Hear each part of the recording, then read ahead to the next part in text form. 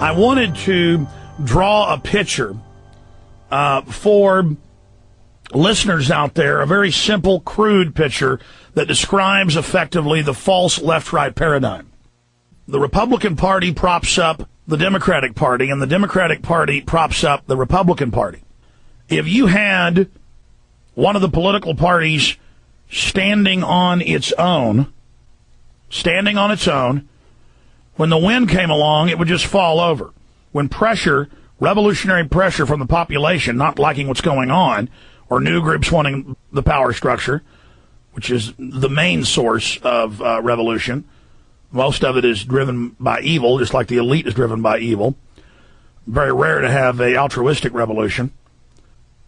By itself, a single-party system will fall over. Okay? But if you take the two-party systems and you lean them up against each other, this is basically the arch. Their force going together keeps them together and makes it become a very strong, stable platform on which they can build their hierarchical New World Order system. Okay? So the current two-party system has been dominated and bought up and controlled by the elite that sits atop it.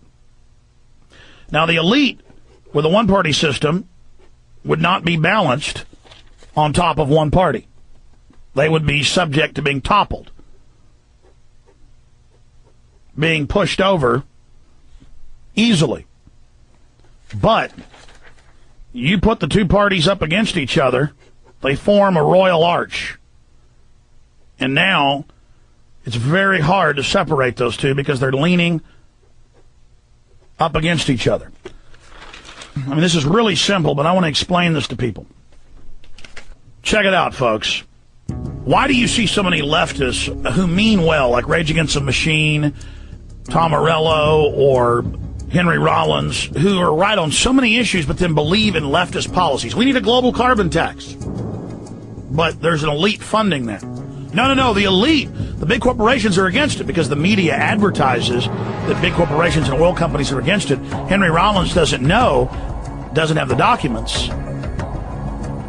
It doesn't understand that actually that's part of a sophisticated game that, the big corporations say publicly, we don't want this, it's bad, while they actually fund it. They know the public's awake to the fact that they're corrupt, so the public will be fooled and go and support the agenda.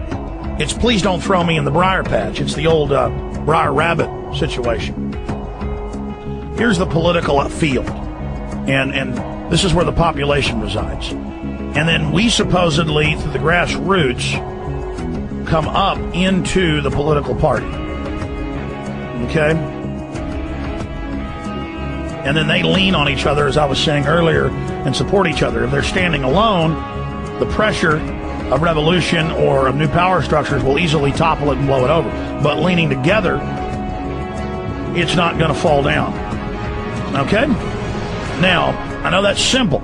But let me give you an everyday example of this. As I said, the left sees all of these evil mainline Republicans who we know are liars and who the media even exposes as being liars.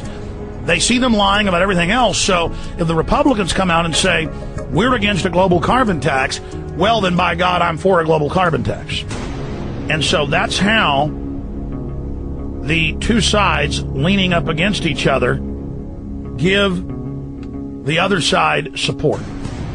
And so Democrats over here, Republicans over here, Republicans attack Barack Obama. And then the Democrats attack John McCain.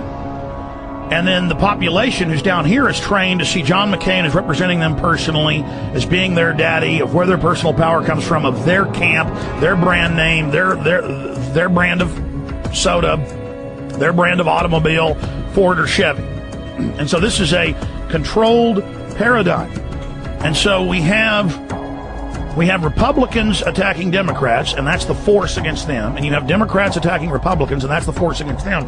And really, it's one unit supporting themselves and containing revolution, so that the people who were down here never learned that there is a world outside of this control paradigm. We are locked within the left-right paradigm, and then it becomes this huge pageant, this huge distraction where we analyze every facet of the two political parties, never realizing they themselves are simply a front or puppets for a larger power structure. Now, this is incredibly simple, but that's how this works. And then the two parties can limit the issues that are debated to this control paradigm. They can limit the scope of differences, which, if you look at it, there's almost no difference between the two, instead of getting the people to look outside the box at the wider world.